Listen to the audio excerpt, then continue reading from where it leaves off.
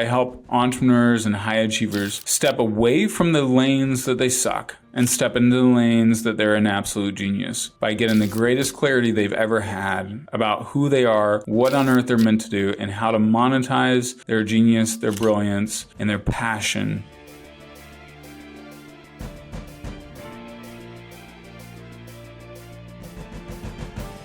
Well, Scott, excited to be here. And man, I think when I think about my entrepreneurial journey, I would say it really began in college, where I was waiting tables at a restaurant, and I was like, man, I don't want to just work a normal job. I want to own a restaurant someday, and I'm going to have a BMW by the time I'm 30 and make $100,000 a year by the time I'm 30. And sure enough, I did all those things, except I got an Audi instead of a BMW. But I like my Audi pretty great. But man, I think I knew I was meant to create my own path at the end of the day. I remember being in the mortgage business and just hating going to the office and hating being directed by a manager. So some of us we know pretty early on, I think. It's funny. I actually I thought about getting into mortgages at one point, because I'm originally from Toronto, and like everybody and their mother is like either a real estate agent or a mortgage broker, and that's actually a very entrepreneurial career as well, right? It's not like that's not entrepreneurial. You eat what you kill with that business. So anyway, so you're doing mortgages. Where did you go from there? Where did you want to start helping people, working with other entrepreneurs, helping them build their businesses? All the things that you're currently like working in now, how did that evolve over time? Yeah, so I was selling real estate and investing in real estate, building my own little real estate empire. And that's where I went after the mortgage career, as I joined, just started creating wealth through real estate. And I remember doing positive affirmations, or incantations, as Tony Robbins called them, through Tony Robbins' Personal Power 2. And I did them for the first time. I remember writing down the 7th one, and it said, I mentor and lead some of the brightest and best people in the world. I knew that I was meant to do that, but at the time I was just investing in real estate, building my own little real estate empire, selling a little bit of real estate. And but I was like, I'm supposed to do this at some point. I didn't know how I would get there, but sure enough, 4 or 5 years later, I had started at that point 5 or 6 different businesses, and I was doing like 30 million a year in my businesses. And I felt like I was called to start mentoring, because I had people reaching out to me every week saying, Mike, can I get 30 minutes? Mike, can we grab coffee? Can we grab lunch? Can we do this? And I was spending like half my time mentoring people pro bono. Well, you just dove into real estate. You started building other businesses. Obviously, probably a lot of lessons learned there that you could teach over to other entrepreneurs. What do you think to sum up what you do in a sentence? Like, what do you think the value is that you bring to entrepreneurs, that when you go into a conversation, they are looking to solve X and you bring Y to the table? So the next conversation after our podcast interview is with a former Ivy League graduate that is looking for a career change. And what I end up doing more often than not is I help entrepreneurs and high achievers step away from the lanes that they suck and step into the lanes that they're an absolute genius, by getting the greatest clarity they've ever had about who they are, what on earth they're meant to do, and how to monetize their genius, their brilliance, and their passion.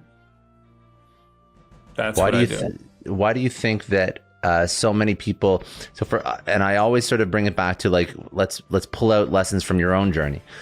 You figured this out. You were self-aware enough to know what you liked to do and what you weren't, you didn't love doing, and you just pursued passions, and you failed and you tried and you succeeded and whatever. That's great. But why do you think so many people have an issue figuring out what makes them happy, what they're a genius at, what they should be, what they're put on earth to do, when they can't see it for themselves, and they just end up sticking in a job their whole career? Not that's a bad thing, or maybe a job they hate, or they end up being an entrepreneur and building a job that they also hate because they accidentally did that as an entrepreneur, and they aren't living their best life. Yeah, so 2 things come to mind. First, imposter syndrome sneaks its ugly face in, and so we all doubt our genius. We all doubt our gifting or calling at some point. And then secondly, when we're on the inside of a bottle, it's hard to read the label. So that's why we need coaches. That's why we need people that are smart, thoughtful, and supportive of our dreams and vision to give us feedback. So I've found, hey, man, most of the clues for your genius are also littered about your life. They're all over, and they're mainly in 4 main quadrants, but no one's organized and synthesized them so that you can interpret and understand the data. Understand. Okay, until that I makes came sense. along. Yeah. Yeah, so that's what you do. That's what you do. So, okay, so this is what I want to do for this show. I want to, first of all, I even mentioned we were chatting before, like one of the shows you did with JLD, Entrepreneurs on Fire. It was titled 4 Lessons from Losing $1 Million. So first I want to understand, how did you lose $1 million? Tell me that story. Then I want to understand those 4 lessons. And then I want to go into those, I think those 4 traits, I think you mentioned 4 traits that are core to finding out how you can basically be in your, I think you call it the zone of genius is the best way to put it. That's what you speak about when you do podcasts or in your book as well. So let's go through that story, because I think that story is interesting, and that's going to bring out a lot of perspective for people that now understand how you can help people through losing $1 million. You probably learn a thing or two. So I definitely learned a thing or two. Well, first, my genius, what my gifting was, also has a shadow side, right? Okay. All of us, when we have a genius, we have a drawback of that genius. So what am I really freaking great at? If I go through the wealth dynamics, I'm a creator. I'll give you a little backdrop. 4 key quadrants that indicate clues about your genius. First, your unique talents. I have people go through 5 different personality tests. Second, your key relationships. The relationships of the people that bring you life versus the people that bring you death. The hotbeds, the clusters of relationships that you naturally have. You know, it's not accident that I have all these relationships in the entrepreneurial and author space. I looked at my life pathway and I was like, why do I have all these best-selling authors as friends and I haven't written a single book yet? That was a clue. Third thing, your defining life moments. Those moments where things went really wrong. Those moments where you had whispers in your soul, whispers of like, oh, you felt alive, you felt connected, you felt inspired. And then the 4th thing, your values and passions. So there's clues in those 4 main quadrants. So rewind. My genius, I'm really great at galvanizing momentum, driving progress, growing things, getting things off the ground. I'm a high risk taker. I can improvise and think on my feet pretty quick and move fast. Drawbacks. I'm not so good at managing details and operations and the legal administrative side. So as the business grows in scale and complexity, if I don't have the right operating partners, I'm going to suffer. And I did, right? And I thought I had the right operating partners at different points. At the end, I really didn't. And that was a handcuff for me. And if I stayed, all of us can play out of position for a bit. I can go over here and do my accounting for a little bit.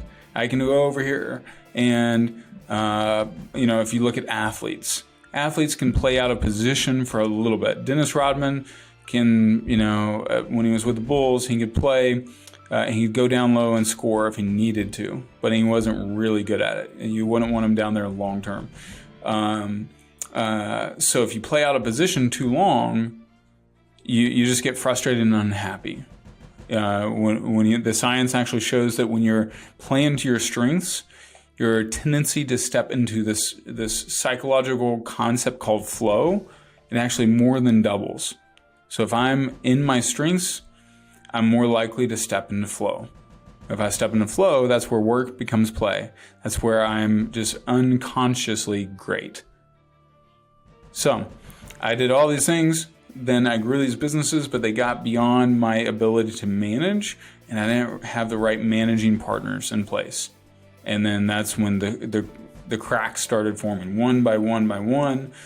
One business falls, when cracks started forming. This cash cow business, my real estate business was my cash cow. I was working 5 to 10 hours a week in that business, making a nice multiple 6 figures in profit. Boom, that falls apart.